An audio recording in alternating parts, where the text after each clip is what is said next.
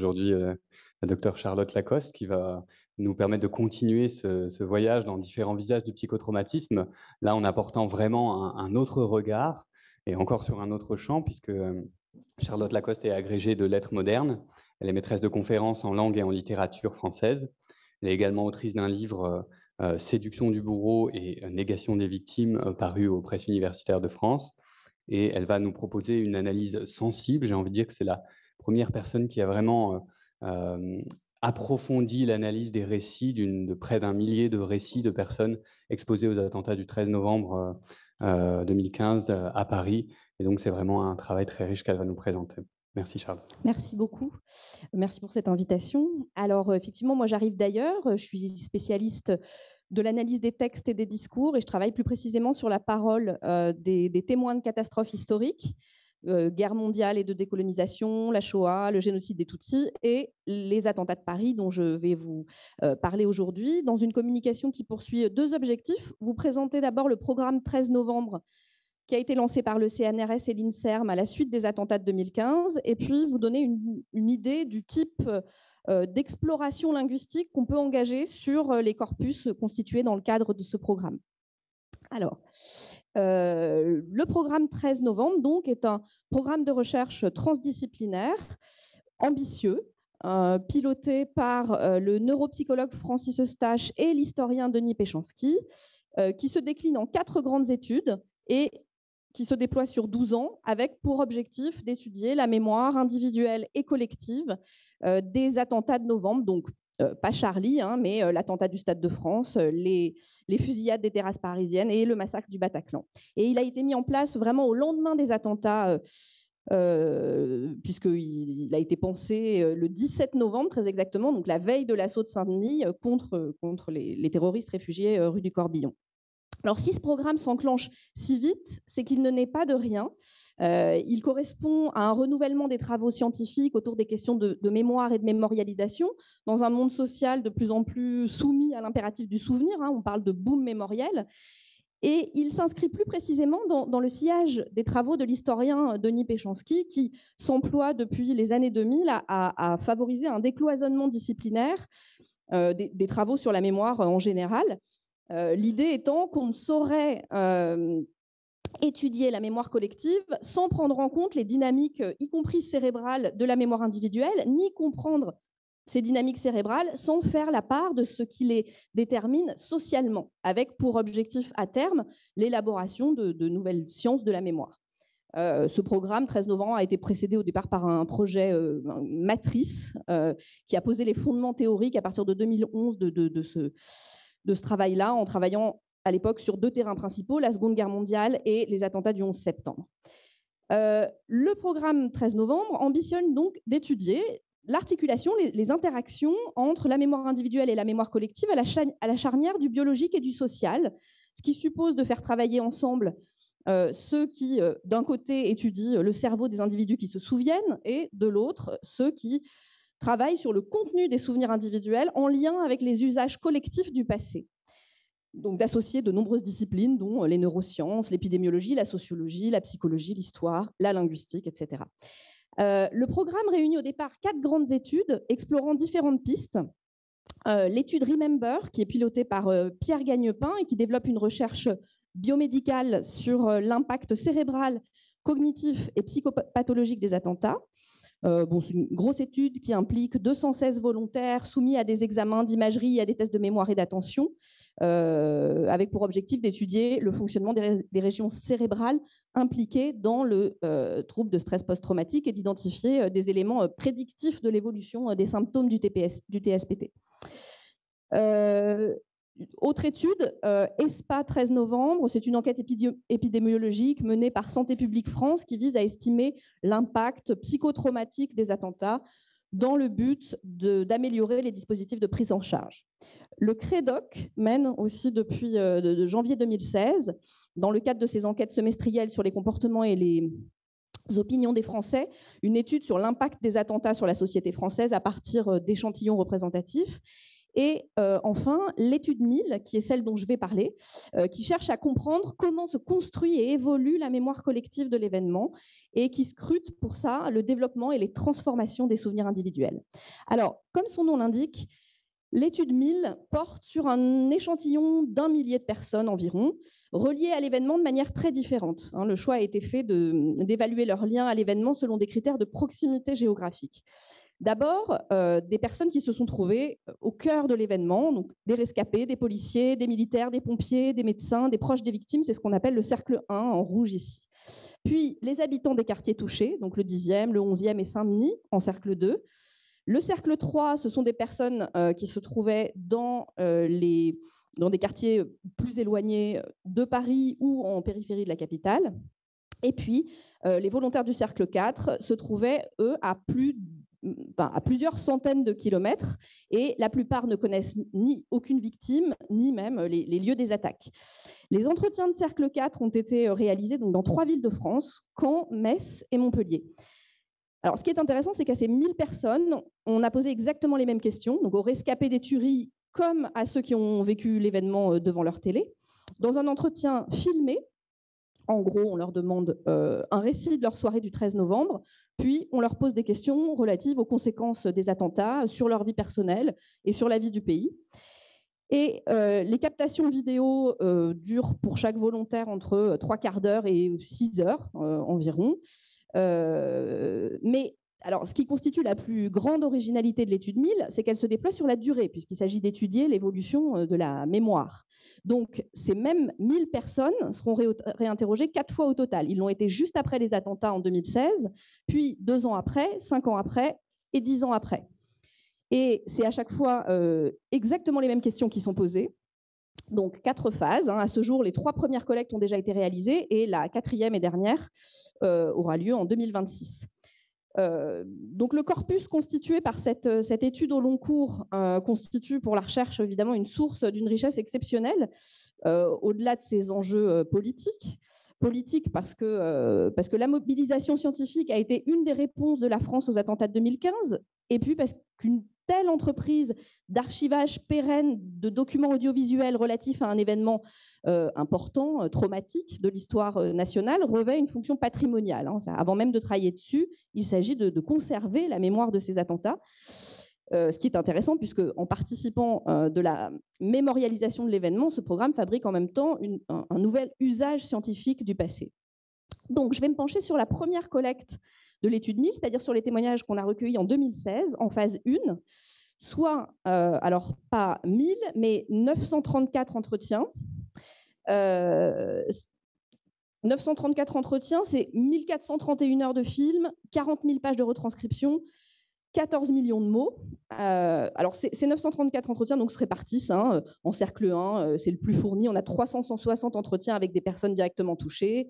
Et voilà, avec des disparités dans la taille des quatre sous-corpus, qui est accrue par le fait que, évidemment, les cercles 1 parlent généralement beaucoup plus longtemps que les autres cercles, si bien que on a près de 8 millions de mots en cercle 1, puisqu'on compte en mots, et moins de 2 millions de mots en cercle 4. Alors, c'est un très gros corpus qui est difficile à appréhender à l'œil nu. Donc, pour traiter ces 40 000 pages de texte, on peut utiliser, c'est ce que j'ai fait, un logiciel d'analyse textométrique qui va permettre de travailler sur les données lexicales et morphosyntaxiques du corpus. Alors moi, je me suis servi du logiciel TXM, qui est une plateforme open source développée à l'ENS Lyon par une équipe partenaire du programme 13 novembre. Alors, un logiciel textométrique, qu'est-ce que c'est? Ça permet de repérer et de décompter des occurrences de forme dans les textes, de faire par exemple une recherche sur un mot, donc au hasard le mot mémoire. Là, je vois qu'il y en a 2030 occurrences dans le corpus. Je peux chercher ses dérivés. Je peux accéder à ces occurrences en contexte et trier les occurrences du mot selon son contexte gauche. On en voit là qui évoquent leur plus ou moins bonne mémoire. Ici, leur trou de mémoire, et voilà, ou activer le contexte droit. Et là, par exemple, on peut voir que la notion de mémoire collective est intégrée dès 2016 au métadiscours des participants. Mais la textométrie vise surtout à produire différents types de calculs statistiques. On peut notamment visualiser de manière synthétique la structure lexicale globale du corpus.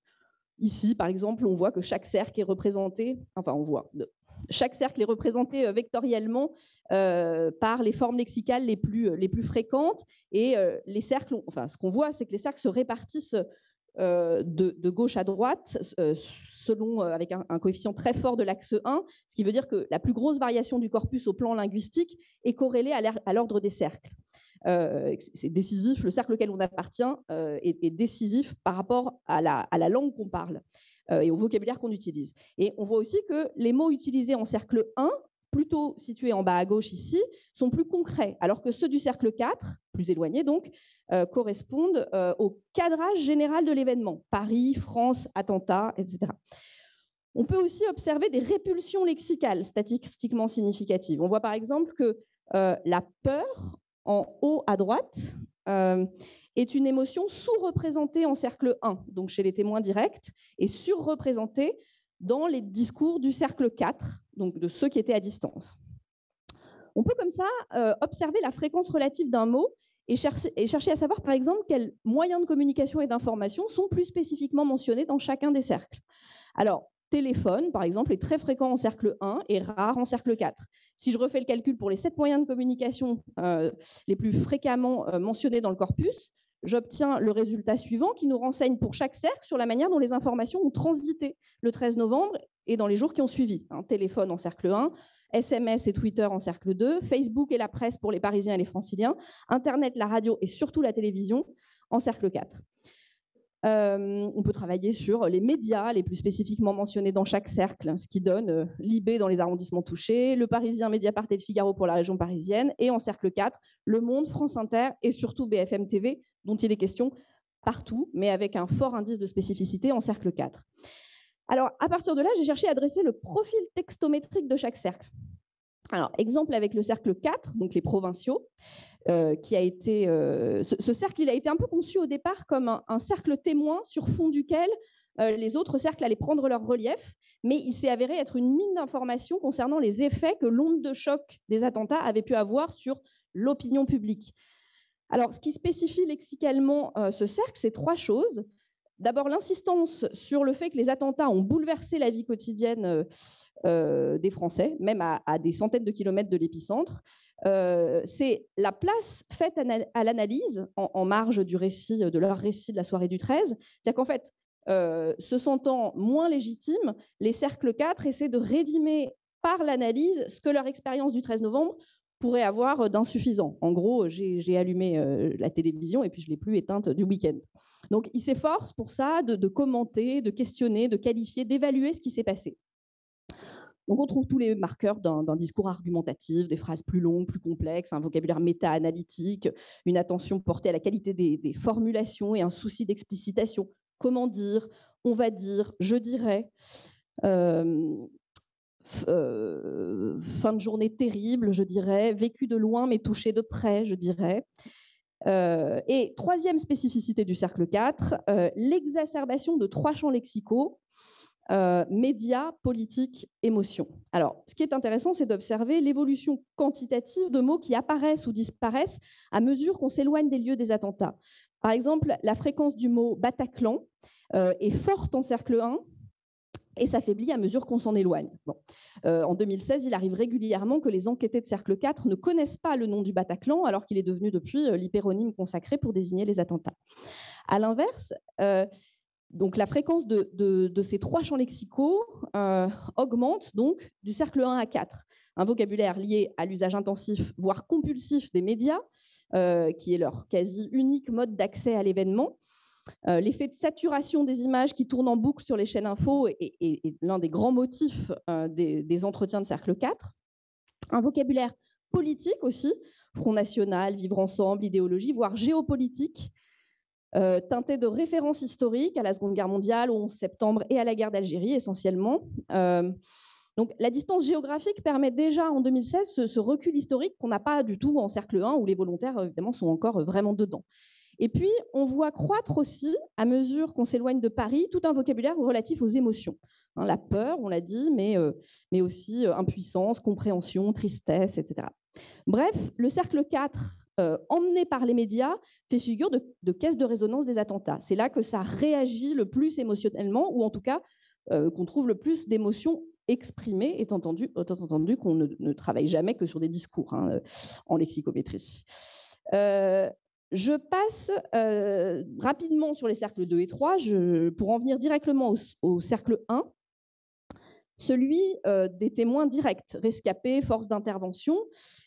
Cercle 1 qui, sur le plan lexical, se caractérise par la concrétude du vocabulaire. On a une surreprésentation des parties du corps, des vocables liés à la prise en charge médicale, aux forces de l'ordre, BRI, BAC, police, un lexique juridique, plainte, avocat. Il y a aussi des mots qui n'apparaissent qu'en cercle 1, comme institut médico-légal, déposition, police judiciaire. Sur le plan énonciatif, on a affaire à un discours assertif assez tonique. Il y a beaucoup d'exclamatifs, pas beaucoup d'hésitation. Les phrases sont brèves, le récit est plus rodé, peu modalisé. Et c'est aussi là que le registre est le plus relâché. Bordel, chier, putain, décroissent de cercle en cercle. On note aussi une positivité particulière en cercle 1, donc chez les plus touchés, encore une fois, avec une surreprésentation de mots comme content, ou l'expression ça va mieux, ou l'intensif super, qui est vraiment spécifique du cercle 1, et qui décroît selon les cercles, et qui est intéressant à étudier, parce que super, c'est un intensif qui peut introduire n'importe quel adjectif, mais ce qu'on constate, c'est que les plus touchés, les cercles 1, l'utilisent généralement dans un contexte euphorique. Type, j'ai des amis en or, ils ont été super, ils ont vraiment été super, ils ont super bien bossé, ils m'ont enlevé des bouts d'os fracturés, ils ont fait la paroi entre le sinus et le cerveau, super.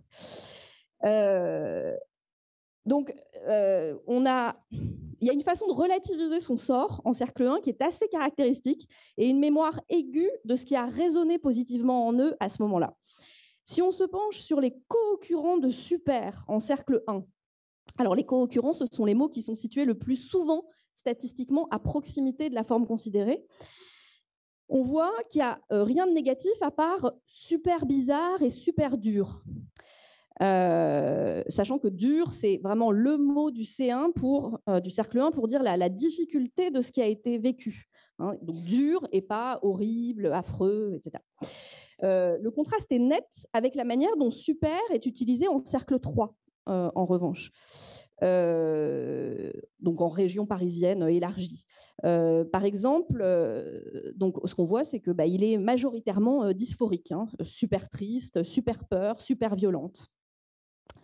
Alors, pour approcher un peu plus maintenant l'expérience traumatique en tant que telle, je vais fragmenter le cercle 1 pour en extraire les seuls rescapés et enlever les pompiers, etc., même s'ils sont aussi traumatisés, on le verra tout à l'heure, et essayer d'objectiver ce qui caractérise linguistiquement, narrativement, le récit traumatique des rescapés.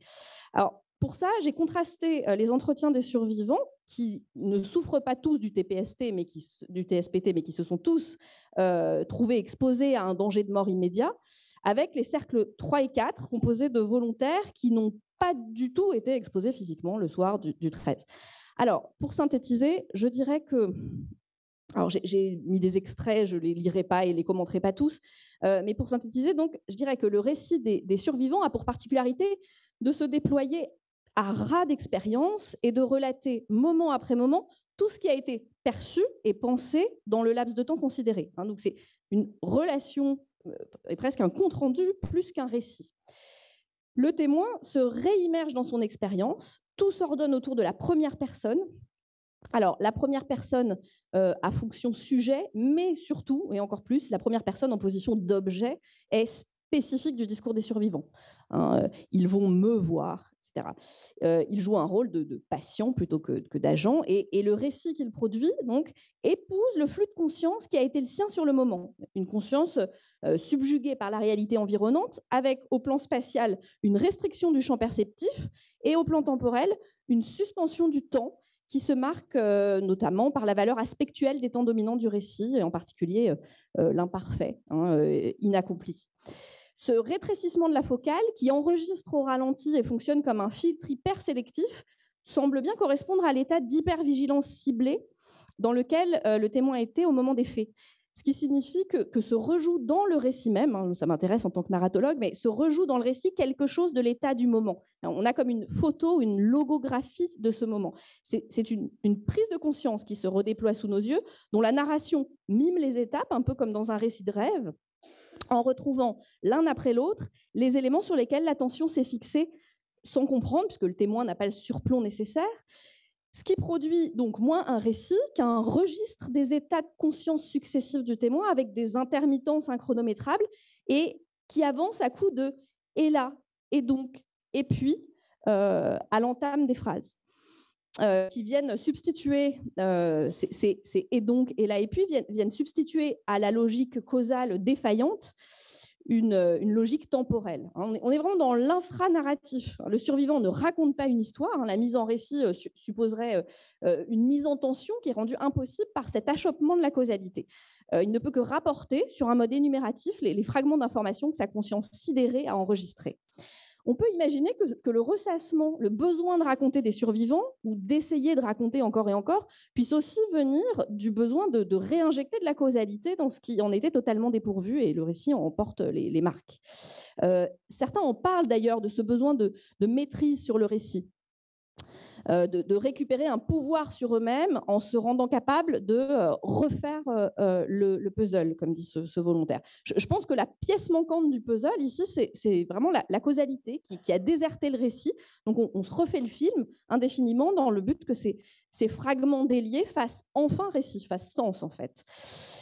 Alors voilà pour la forme. Et quant au contenu des récits traumatiques de cercle 1, alors d'abord dans ce temps étal où tout en vient potentiellement à faire événement, il y a comme un effet de grossissement qui exagère toute chose, à l'exception notable des émotions, dont l'expression, je l'ai déjà dit, est réduite au minimum. Elles sont sous-représentées dans le cercle 1, pour mieux finalement se concentrer sur le reste, à savoir des percepts qui mettent en jeu la vue. Il y a une grosse spécificité du verbe voir dans le cercle 1. L'ouïe, l'odorat, le toucher et le goût du sang. Donc une mémoire qui mobilise intensément les 5 sens, et des pensées. La spécificité la plus remarquable de ce sous-corpus de survivants réside, à mon sens, dans l'importance du dispositif citationnel, qui font partie. 2 points, ouvrez les guillemets, puis discours direct, ça fait vraiment partie des marqueurs linguistiques les plus spécifiques de ce cercle 1. On cite, et ça se raréfie à proportion qu'on s'éloigne des attentats, ce dispositif citationnel. On cite constamment dans le discours de survivants. On cite pour rapporter des propos entendus. J'ai entendu un jeune homme qui appelait Cécile, Cécile, mais surtout ses propres contenus de pensée. Et ça, c'est peut-être encore le plus intéressant. Je me dis, bon, bah voilà. Les récits de survivants se caractérisent donc par une pratique intensive de l'autocitation.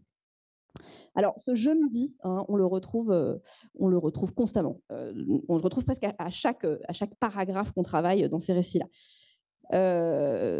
Dans ma tête, je me dis putain, putain, putain, faut qu'on bouge, etc. Avec un putain qui a ici une fonction de starter de la conscience, enjoignant à réaliser ce qui se passe alors qu'on en est incapable. Bref, ce que le récit du survivant juxtapose, ce sont des percepts et des pensées, le tout dans un travail de déchiffrement effréné pour comprendre ce qui arrive. Alors, un autre de mes chantiers sur ce corpus, et j'en aurai bientôt terminé, c'est une hypothèse sur laquelle je travaille depuis longtemps, enfin depuis quelques temps, à savoir la nécessité de tenir compte de la variable de genre dans les études sur la mémoire, notamment traumatique. Alors, ce choix d'une approche genrée, pourquoi pour éviter en fait le biais cognitif qui est dû à notre idéal égalitaire que je partage, mais qui risquerait de nous faire passer à côté de différences importantes entre les hommes et les femmes concernant la perception des événements, les contenus remémorés et les attitudes mémorielles, car ces différences existent, même si elles sont rarement prises en compte. Et comment pourrait-il en être autrement sur un sujet aussi culturellement marqué que la mémoire, quand on sait notamment la place centrale que l'anthropologie reconnaît aux femmes dans les processus de transmission. D'ailleurs, on remarque que le programme 13 novembre a attiré plus de femmes que d'hommes, et elles ont été plus diserte. Résultat, en nombre de mots, le discours des femmes est 2 fois plus long que celui des hommes dans le programme. Alors, j'ai commencé ce travail sur la mémoire genrée en prenant pour objet au départ le cercle 4, le seul cercle 4, et même seulement les entretiens réalisés à Metz uniquement.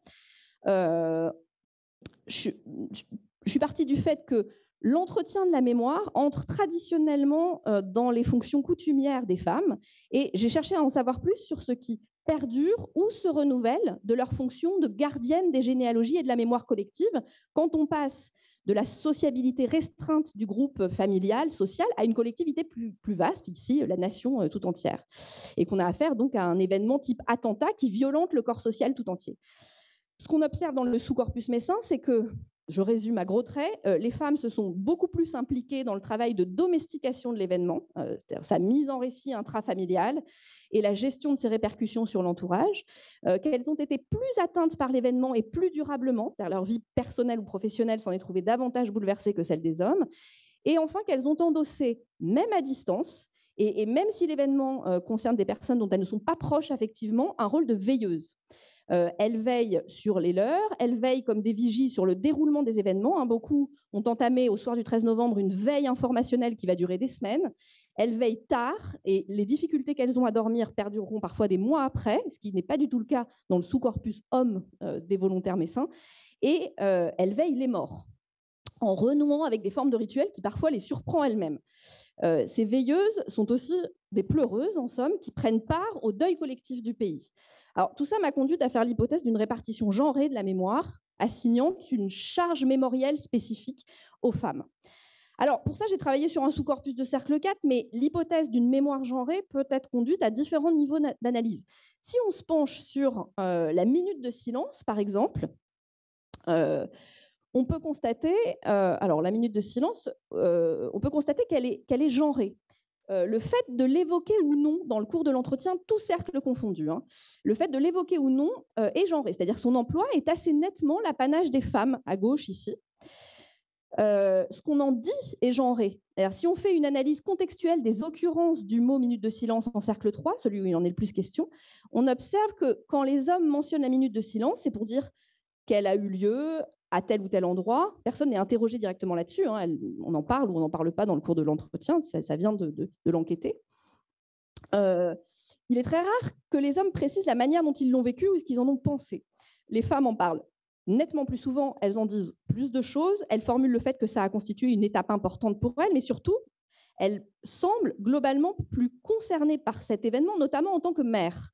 Parce que c'est, et ça reste très massivement leur rôle, d'expliquer aux enfants ce qui s'est passé le 13 ou de le taire. Et qu'elles sont rattrapées dans leur fonction de passeuse de mémoire par la minute de silence qui va être faite à l'école. Et il s'agit de donner aux enfants suffisamment d'éléments d'explication pour qu'ils comprennent ce qu'on va leur dire, mais pas trop pour pas les traumatiser. Ça, c'est un problème lié à la mémoire sous sa forme la plus concrète, la transmission intergénérationnelle, que ne mentionne aucun homme du corpus. De même, concernant le sous-corpus des survivants, tout à fait autre chose, mais il peut être intéressant de relever que l'expression mémoire collective n'apparaît que chez les femmes, ou que l'emploi du mot flash pour désigner les intrusions qui font revivre aux victimes les souvenirs associés à l'événement traumatique est majoritairement masculin. Voire de faire l'hypothèse que la variable de genre puisse faire partie des éléments à prendre en compte dans le tableau d'ensemble des marqueurs linguistiques des patients TSPT. Alors, j'ai synthétisé dans ce tableau les éléments les plus saillants qui opposent les récits de survivants à ceux des survivantes. Mais alors, j'insisterai seulement sur les disparités concernant l'usage des pronoms, parce que ce profil-là, de manière complètement différente de construire son témoignage, ce qui n'est pas anodin. Quand on sait l'importance des pronoms de première personne dans le discours des patients TSPT, il pourrait être pertinent de tenir compte du fait que leur usage est inégalement réparti entre les sexes. Ce qui est massif, c'est que le pronom « je » est très surreprésenté chez les femmes survivantes, c'est-à-dire qu'elles ne s'impliquent plus personnellement dans leur récit, et que le « vous », alors ça c'est très intéressant je trouve, mais le « vous » est le mot le plus spécifique du sous-corpus homme survivant, avec un indice de 122,9, ce qui est absolument énorme. Alors, on le voit par exemple aussi sur ce graphique, hein, où le vous est très excentré là en bas, tout en bas à gauche. Alors, quel est ce vous des hommes? Alors, en fait, les hommes racontent leur 13 novembre en partant du jeu, évidemment, mais très vite, ils le troquent pour un vous générique. Type, quand vous avez des morceaux de chair sur vous, c'est plus la même donne, en fait. Ou les armes à feu, vous voulez plus en voir. Alors, ils continuent de parler d'eux-mêmes, mais en employant des formules qui tentent à généraliser le propos. Une tendance dont on peut repérer d'autres marqueurs, comme l'usage du présent qui participe de cette montée en généralité, là où les femmes emploient plus massivement les temps du passé et s'efforcent davantage de forer le souvenir pour en ramener des sensations. Donc, introspection d'un côté, généralisation de l'autre, ce n'est pas un scoop, mais c'est à prendre en compte si on veut dresser le profil textométrique du patient TSPT. Un tout dernier point pour terminer, plus d'analyse du discours proprement dit. Je me suis penchée sur le mot traumatisme et ses usages dans le corpus, parce que ce concept nous intéresse ici, et puis parce que c'est le problème clé de l'étude 1000 qui porte sur la mémoire traumatique. Alors même d'ailleurs que le mot traumatisme n'est jamais prononcé dans le questionnaire qui sert de trame aux entretiens, hein, sans doute pour pas surdéterminer les échanges, mais c'est bien du trauma dont on cherche à détecter les symptômes. C'est un peu le mot manquant autour duquel tournent ces entretiens. Donc là, je procède à rebours, je pars du mot lui-même, tel qu'il est manié par les volontaires, pour examiner les représentations qui se tissent autour de lui en 2016. Et bientôt, on pourra travailler, pas encore, mais on pourra travailler en diachronie sur le sens du mot et regarder si, entre 2016 et 2026, son emploi s'est intensifié ou s'il a régressé et si son usage a évolué. Donc, je suis partie des 536 occurrences du mot traumatisme dans le corpus et je me suis demandé qui emploie ce mot, comment, pour en dire quoi. Et j'en ai tiré une petite série d'observations que je vous livre et qui peuvent avoir un intérêt dans la perspective d'une histoire des représentations post-attentat. Alors, 536 occurrences, c'est pas rien, hein, c'est autant dans le corpus que le verbe représenter ou que le mot papa. Ce qui peut être intéressant, c'est de chercher quels termes lui font concurrence dans le corpus global. Alors, il y a choc, évidemment, moins technique, qui est 2 fois plus employé que traumatisme dans l'ensemble du corpus. Et puis, il y a un autre mot de plus en plus utilisé, c'est sidération. Alors, qui, certes, ne met pas l'accent sur les mêmes choses, mais dont le nombre d'occurrences est quasi égal à traumatisme. Ce qu'on constate surtout, c'est que les personnes qui ont vécu les événements de plus près recourent au mot traumatisme dans son sens premier, médical, et que son usage décroît quand on s'éloigne du cercle 1, alors que les personnes les plus éloignées emploient majoritairement choc et sidération, qui relèvent du langage médiatique et qui correspondent plus à la situation dans laquelle ils sont. Sans surprise, donc, c'est en cercle 1 que le mot est le plus employé par 2 catégories de personnes, les professionnels de santé qui font partie du panel et par les diagnostiqués TSPT d'autre part. Mais ce qu'on constate qui est intéressant, je trouve, c'est que le mot a été très largement approprié par les victimes elles-mêmes qui sont devenues un peu des spécialistes de leur propre pathologie sous l'effet d'une incitation à consulter venue de tous les canaux possibles et qui semble avoir porté ses fruits. Même si la mise en place des cellules d'écoute a parfois été un peu chaotique, il y a des critiques aussi qui s'élèvent dans le corpus, avec 2 gros manques en particulier. À Saint-Denis, qui est un peu l'oublié du 13 novembre, hein, on parle d'attentats manqués alors qu'il y a eu des morts, des blessés, beaucoup de gens traumatisés dans le stade, puis quelques jours après avec l'assaut de la rue du Corbillon, et une population très ébranlée que le personnel médical sur le terrain décrit comme peu encline à solliciter une aide. Et puis, de gros manques aussi du côté des forces de l'ordre qui sont intervenues sur les lieux des attentats directement et qui n'ont pas été, ou pas tout le monde, ou pas tout de suite pris en charge. Ce qui ajoute un traumatisme au traumatisme. Hein. Là, c'est un brigadier qui témoigne. Jamais on nous a posé la question, est-ce que vous avez des problèmes psychologiques? Est-ce que ça va chez vous? Est-ce que vous n'avez pas peur d'aller au boulot? Jamais personne ne s'est soucié de ce qu'on pouvait avoir ressenti. On a été laissé pour compte. Ça, c'est un traumatisme. À mesure qu'on s'éloigne du cercle 1, le mot revêt de plus en plus un sens second, plus métaphorique, pour dire le choc émotionnel ressenti ce soir-là, qui est important. Hein, on parle de mémoire collective. Est-ce qu'on peut parler de traumatisme collectif? Ce qui est sûr, c'est qu'il y a eu quelque chose de l'ordre d'un surinvestissement sociétal qui a impliqué une partie importante du pays, y compris des gens à distance des attentats. Je parlais tout à l'heure de la charge mémorielle assumée plus particulièrement par les femmes en cercle 4, avec une implication émotionnelle très forte. Pour moi, c'est un véritable traumatisme, dit cette Messine. Les témoignages ont été écoutés par les téléspectateurs et les téléspectatrices en particulier avec un zèle démesuré, un peu comme si elles allaient pouvoir absorber cette douleur, en prendre leur part, comme si le pays aux aguets s'était mué en une gigantesque cellule d'écoute. Certaines sont empathiques jusqu'à l'épuisement. On devient dingue. Il y a vraiment eu quelque chose comme un travail de deuil collectif qui a été effectué là, dont les victimes témoignent d'ailleurs que ça les a aidées. Ce qu'on observe enfin, c'est que l'opinion publique semble aussi s'être davantage approprié le mot traumatisme dans son sens médical et avoir compris plus de choses le concernant. Comme si le 13 novembre avait favorisé, via la médiatisation exacerbée des souffrances psychiques des rescapés, et malgré les problèmes que pose cette surmédiatisation, une prise de conscience plus aboutie de la réalité du psychotrauma, de sa symptomatologie, etc. Mais là encore, pas de manière homogène.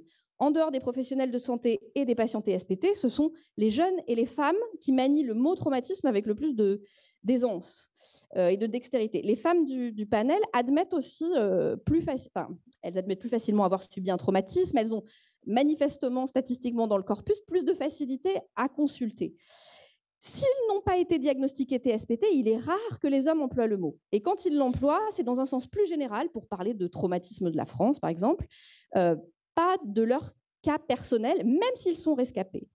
Ce qu'on trouve aussi du côté des hommes rescapés, mais moins des femmes, c'est une critique de la curiosité malsaine entretenue par les médias autour des expériences vécues ce soir-là. Monsieur un tel, voilà son traumatisme, etc. Et aussi, du côté des hommes, une critique de ce qu'on pourrait appeler l'assignation au traumatisme, comme ce jeune homme qui était en terrasse du Carillon, qui dit « le plus dur, c'est surtout les gens qui voulaient à tout prix que je sois traumatisée ». Je leur disais « non, mais vous inquiétez pas, ça va ». Voilà, je n'ai pas trouvé ce type de critique de l'assignation au traumatisme dans le sous-corpus femmes.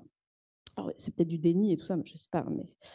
Alors, quoi qu'il en soit, cet événement semble donc avoir constitué une éducation de choc au TSPT pour les victimes elles-mêmes, mais pas seulement. Quelque chose a été compris dont la transmission s'est faite, y compris par le biais des médias, donc avec tous les effets secondaires qui peuvent résulter de la diffusion à grande échelle d'un concept scientifique, mais la vulgarisation peut avoir du bon aussi.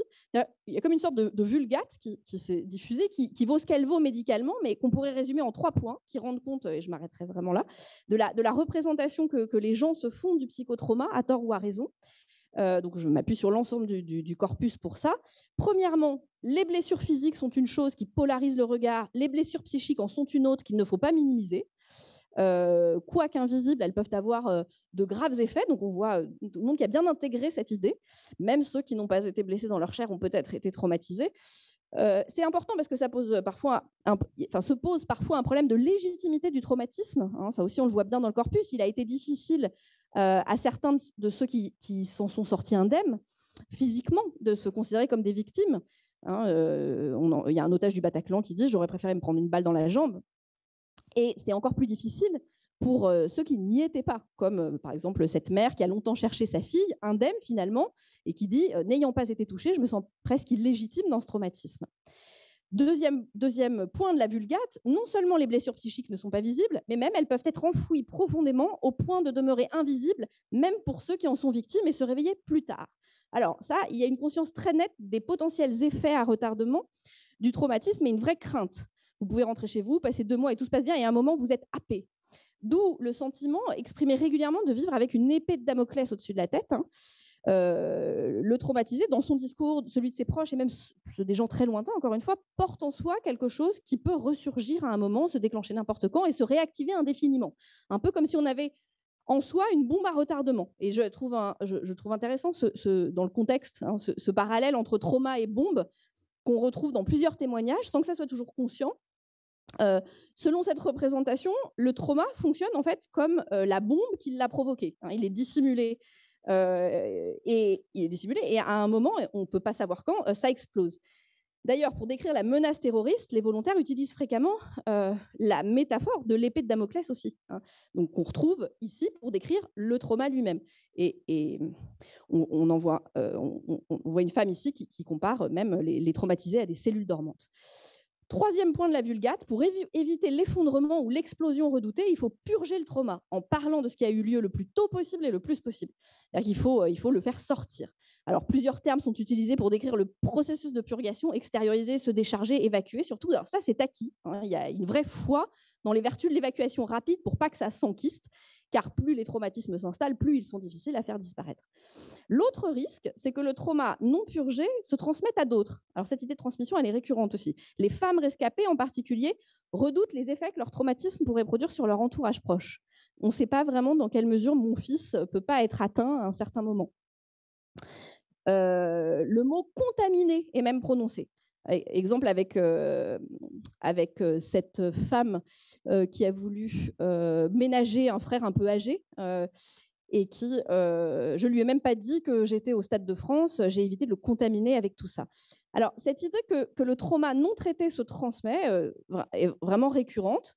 La preuve, 17 survivantes du Bataclan de 35 ans, en 39-45, on ne prenait pas en charge les gens. Donc, ils ont vécu ça, avec ça toute leur vie. Ils ne savaient pas comment l'évacuer. Ils ont fait des enfants, les baby-boomers. Et ben, les baby-boomers, ils sont tous traumatisés d'avoir eu des parents traumatisés. Donc, ça se transmet. Donc, le trauma est transgénérationnel et il peut se purger 1 ou 2 générations après. Quasiment toutes mes amies d'à peu près mon âge font une thérapie. Alors, est-ce que c'est pour expier tout ça, pour faire ressortir tout ça, cet héritage de nos grands-parents?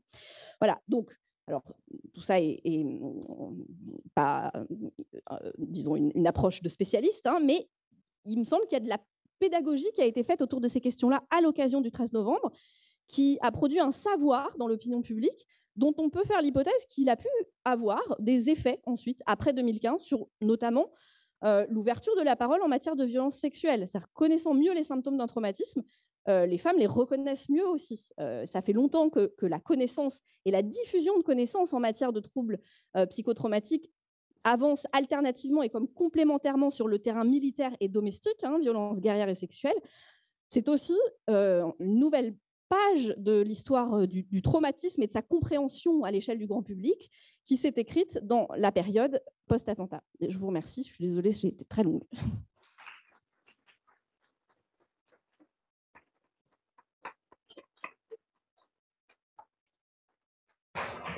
Merci beaucoup, Charlotte, pour cette analyse passionnante. Et il y aura certainement des questions dans la salle.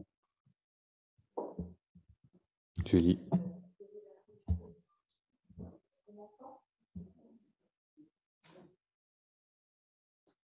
Merci.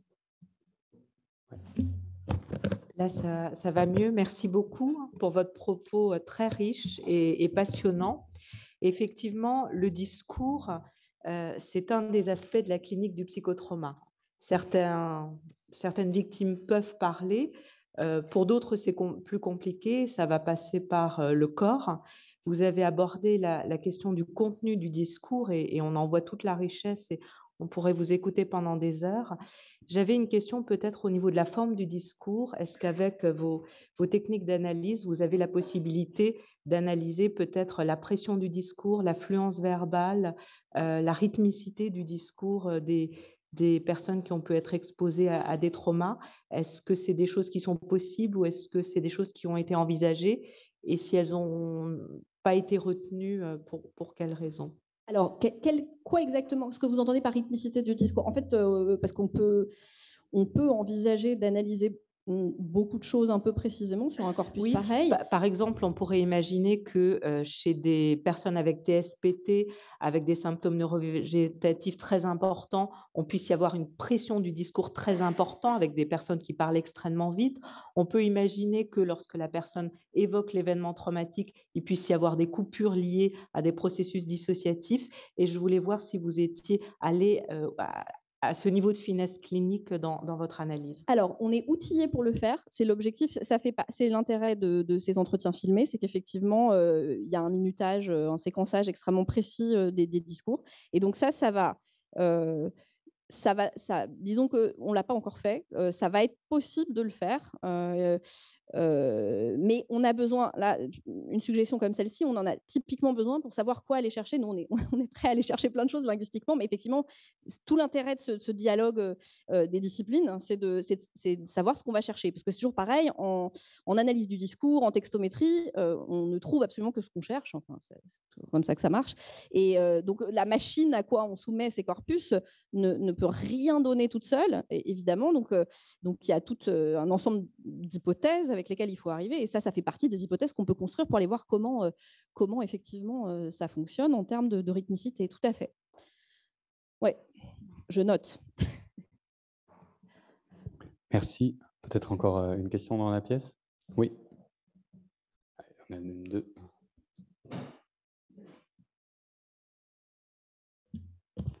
Merci beaucoup pour une présentation très passionnante.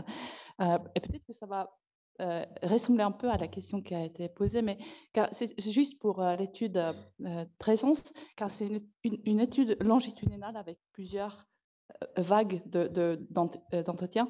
Donc, je pense que cette possibilité d'examiner les symptômes, de différents types de symptômes dans toute la population, par chaque vague, c'est intéressant, mais aussi de suivre les individus, car chaque individu a aussi au départ des manières différentes de parler, de manières différentes, de la richesse de mots, etc.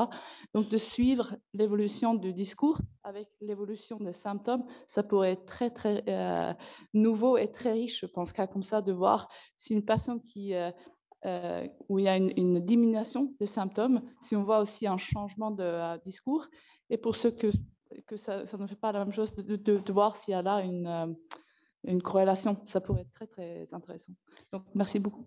Absolument. Ouais. Et travailler en diachronie sur... alors, c'est tout l'objectif. Hein, il y a exactement 10 ans, on a un recul de 10 ans entre 2016 et 2026. C'est vraiment on pourra tout contraster à tout, mais cette marge-là de 10 ans, ça nous paraît, enfin là, dans le programme, effectivement, ça paraît vraiment la chose la plus intéressante à faire pour aller observer typiquement ce genre de choses en termes de rythmique aussi. Oui, non, ça, on est bien d'accord que ça fait vraiment partie de l'intérêt que d'observer ça. Alors, c'est pour ça aussi que l'étude 1000 dont j'ai parlé, qui est moins biologique que tout ce que, évidemment, j'annonçais au départ, un dialogue, biologie, sciences humaines et sociales. Et il y a un dialogue entre une étude Remember dont j'ai parlé, qui est plus neuroscientifique, et puis nous aussi, c'est-à-dire que dans Remember, on a un certain nombre de patients qui ont participé à l'étude 1000, qui ont été en même temps en imagerie cérébrale dans Remember, et le but, c'est de faire des corrélations entre tout ça. On a besoin de beaucoup de monde. Si ça vous intéresse, venez. Oui, merci. Une dernière question de Nicolas, peut-être pour faire le lien en attendant qu'un micro te parvienne, à moins que sinon il faut venir, parce que je crois que... Ou vas-y.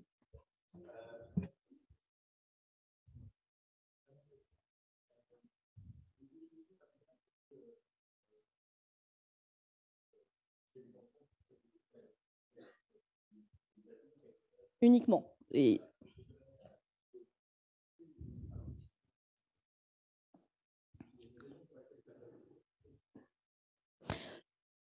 alors, à ce moment, j'ai parlé des 4 études principales, ou en tout cas matricielles du programme. Il y en a d'autres qui sont venus se greffer à ce programme 13 novembre, et il y a notamment un programme qui travaille sur ce qui se passe dans les écoles primaires et dans les collèges autour des attentats du 13 novembre. Donc ça, alors c'est pour des questions de droit. En fait, je pense qu'ils ont voulu simplifier les choses au maximum, en tout cas au départ, mais le but, c'est quand même d'aller vers ça via le système scolaire. Enfin, c'est par cette entrée-là qu'on y va. Mais oui, ce serait passionnant. Ils sont présents partout dans les entretiens, un peu comme ça, les enfants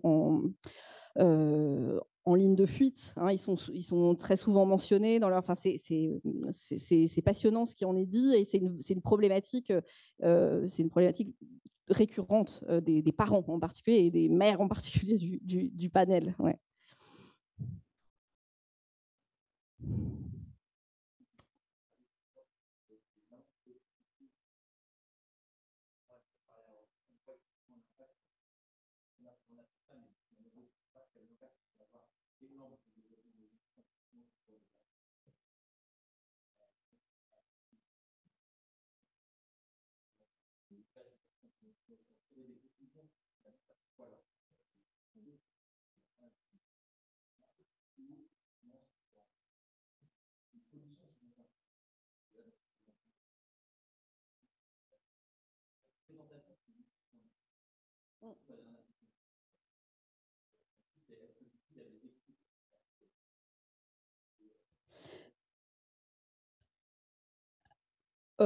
Alors, sur la page internet du programme 13 novembre, il y a tout ce qu'a produit le programme. Il y a une bibliographie générale, donc tout ce qui a été produit, toutes sciences confondues, et en bibliographie là-dedans. Voilà, moi, tout ce dont je vous ai parlé là est en passe d'être publié, mais ne l'est pas encore.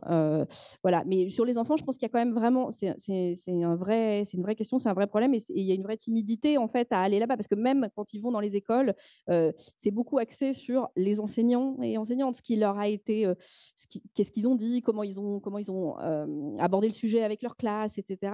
Et puis on a un tout petit peu des retours du côté des élèves où on va leur donner un petit questionnaire en disant de quoi on vous a parlé, est-ce que vous. Mais c'est vrai qu'on n'a pas du tout affronté directement cette problématique-là des enfants en général, y compris dans la sphère familiale, ce qui s'est pu s'y passer.